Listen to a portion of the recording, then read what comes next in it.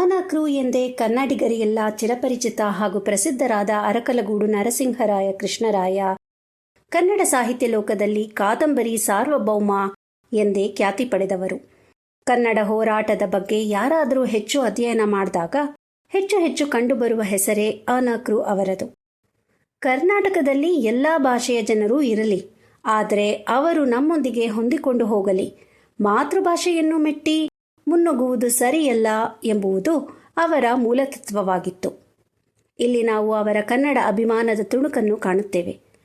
ಕನ್ನಡಿಗರಲ್ಲಿ ಸುಪ್ತವಾಗಿದ್ದ ಸ್ವಾಭಿಮಾನವನ್ನು ಜಾಗೃತಗೊಳಿಸುವ ಸಲುವಾಗಿ ಅವರು ಕರ್ನಾಟಕದಲ್ಲೆಲ್ಲ ಸುತ್ತಾಡಿ ಕನ್ನಡಿಗರಿಗೆ ಆಗುತ್ತಿರುವ ಅನ್ಯಾಯದ ವಿರುದ್ಧ ತಮ್ಮ ಚಳುವಳಿ ಭಾಷಣಗಳ ಮೂಲಕ ಪ್ರೇರೇಪಿಸುತ್ತಿದ್ದವರು. ಸಂಗೀತದಲ್ಲಿ ಕನ್ನಡಕ್ಕಾಗಿ ಆನಕ್ರು ಅವರ ಹೋರಾಟ ಉತ್ಕೃಷ್ಟ ಮತ್ತು ಅವರ ಕೊಡುಗೆ ಅಪಾರ.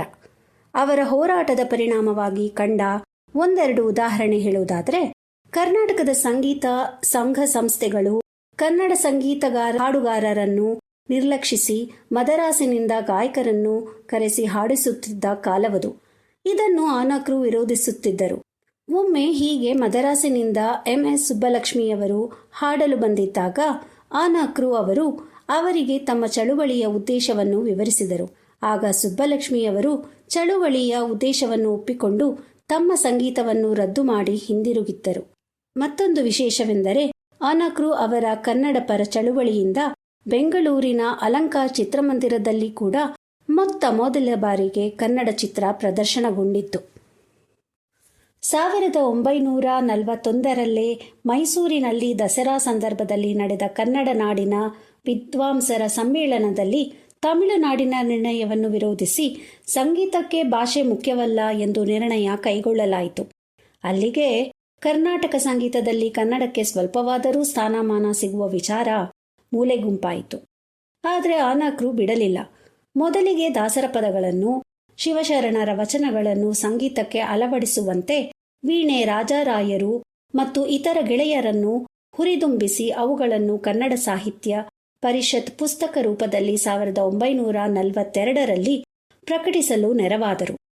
ಇಷ್ಟಾದರೂ ಮುಂದಿನ ವರ್ಷಗಳಲ್ಲೂ ಸಂಗೀತ ಕಚೇರಿಗಳಲ್ಲಿ ಕನ್ನಡದ ಕೃತಿಗಳು ವೇದಿಕೆ ಹತ್ತಲಿಲ್ಲ.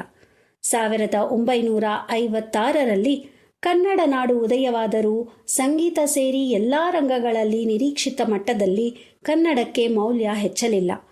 ಕನ್ನಡ ಸಂಗೀತಗಾರರ ಸಹಕಾರವೇ ಇಲ್ಲದೆ, ಯಾವ ಸಾಂಸ್ಥಿಕ ಸರ್ಕಾರಿ ಬೆಂಬಲವೂ ಇಲ್ಲದೆ ಆನಕ್ರು ಅವರು ಸಂಗೀತದಲ್ಲಿ ಕನ್ನಡಕ್ಕೆ ಪ್ರಾಶಸ್ತ್ಯ ಬರಲೇಬೇಕು ಎಂದು 60ರ ದಶಕದಲ್ಲಿ ಹೋರಾಟ ಆರಂಭಿಸಿದರು. ಇದು ಅವರ ಪ್ರಕಾರ ಕನ್ನಡ ಅಸ್ಮಿತೆಯ ಪ್ರಶ್ನೆ. ಆನಕ್ರು ಅಂದಿನ ಕನ್ನಡ ಸಂಘಟನೆಗಳು ಸೇರಿಕೊಂಡಿದ್ದ ಕರ್ನಾಟಕ ಸಂಯುಕ್ತ ರಂಗದ ಅಧ್ಯಕ್ಷರಾಗಿ ಇಡೀ ಸಂಗೀತ ಲೋಕ ಬೆಚ್ಚು ಬೀಳುವಂತ ಪ್ರತಿಭಟನೆಯನ್ನು ರೂಪಿಸಿದರು. 1963ರಲ್ಲಿ ಬೆಂಗಳೂರಿನ ಶ್ರೀರಾಮ ಸೇವಾ ಮಂಡಳಿಯ ರಾಮೋತ್ಸವದಲ್ಲಿ MS ಸುಬ್ಬಲಕ್ಷ್ಮಿಯವರ ಸಂಗೀತ ಇತ್ತು. ಆನಕ್ರು ವೀರಕೇಸರಿ M ರಾಮಮೂರ್ತಿಯವರ ನೇತೃತ್ವದಲ್ಲಿ ಸಾವಿರಾರು ಕಾರ್ಯಕರ್ತರು ವೇದಿಕೆಯನ್ನು ಮುತ್ತಿದರು. ಆಗ ಆನಕ್ರು ಅವರ ಅಣ್ಣರಾದ ರಾಮರಾವ್ ಅವರೇ ಉತ್ಸವದ ಸಮಿತಿಯ ಕಾರ್ಯದರ್ಶಿ. ಈ ದೊಡ್ಡ ಪ್ರತಿಭಟನೆಯೇ ಮುಂದೆ ಕನ್ನಡದ ಕೃತಿಗಳನ್ನು ಸಂಗೀತದ ವೇದಿಕೆಗೆ ತಂದಿತು.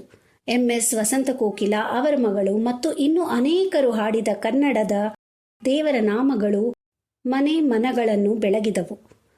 ವಿಶ್ವಸಂಸ್ಥೆಯ ವೇದಿಕೆಯಲ್ಲೂ ಮೆರೆದವು. ಹಿಂದೂಸ್ತಾನಿ ಸಂಗೀತದಲ್ಲಿ ವಚನ ಗಾಯನದ ಪರಂಪರೆಯೇ ಬೆಳೆಯಲು ಕಾರಣರು ಆನಕ್ರು ಅವರೇ. ನಮ್ಮ ಕನ್ನಡ ಸಂಗೀತ ಕ್ಷೇತ್ರದಲ್ಲಿ ಆನಕ್ರು ಅವರ ಹೆಸರು ಚಿರಸ್ಮರಣೀಯ. ಆನಕ್ರುರವರ ಸಾಹಿತ್ಯದ ಒಲವು, ಅದರಲ್ಲಿನ ಸಾಧನೆಯ ಬಗ್ಗೆ ಹೇಳುವುದಾದರೆ, ಶಾಲಾ ದಿನಗಳಿಂದಲೂ ಸಾಹಿತ್ಯದ ಅಭಿರುಚಿ ಹೊಂದಿದ್ದರು. ನಟ ವರದಾಚಾರ್ಯರು ಒಡ್ಡಿದ ಸವಾಲಿಗೆ ಉತ್ತರವಾಗಿ ಒಂದೇ ರಾತ್ರಿಯಲ್ಲಿ ಮದುವೆಯೋ ಮನೆಹಾಳೋ ಎಂಬ ನಾಟಕ ರಚಿಸುವ ಮೂಲಕ ಸಾಹಿತ್ಯ ರಚನೆ ಆರಂಭಿಸಿದರು. ಆನಕ್ರು ಅವರಿಗೆ ಬರವಣಿಗೆಯೇ ಜೀವನೋಪಾಯವಾಗಿತ್ತು. ಅವರು ರಚಿಸಿರುವ ಸಾಹಿತ್ಯ 80,000 ಪುಟಗಳಿಗೂ ಅಧಿಕ.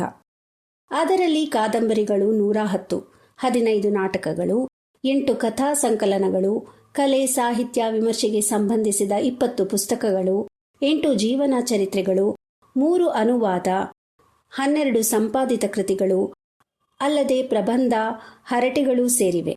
1934ರಿಂದ 1964ರವರೆಗೆ 100 ಕಾದಂಬರಿಗಳನ್ನು ರಚಿಸಿದವರು. ಆನಕ್ರು ಅವರ ಮೊದಲನೆಯ ಕಾದಂಬರಿ ಜೀವನ ಯಾತ್ರೆಯಾದರೆ 100ನೆಯ ಕಾದಂಬರಿ ಗರುಡ ಮೆಚ್ಚೆ. ಮಾಸ್ತಿ ವೆಂಕಟೇಶ್ ಅಯ್ಯಂಗಾರ್ ಅವರು ಒಂದು ಸಭೆಯಲ್ಲಿ ಆನಕ್ರು ಕುರಿತು ಹೀಗೆ ಹೇಳಿದರು: ನಾನು ತಮಿಳು ಕನ್ನಡಿಗ, ಮೀರ್ಜಾ ಇಸ್ಮಾಯಿಲ್ ಅವರು ಮುಸ್ಲಿಂ ಕನ್ನಡಿಗರು, ಆದರೆ ಆನಕ್ರು ಅಚ್ಚ ಕನ್ನಡಿಗರು ಎಂದು. ನನ್ನಂಥವರು ಕನ್ನಡಕ್ಕೆ ಅನೇಕರಿದ್ದಾರೆ, ಆದರೆ ನನಗಿರುವುದು ಒಂದೇ ಕನ್ನಡ.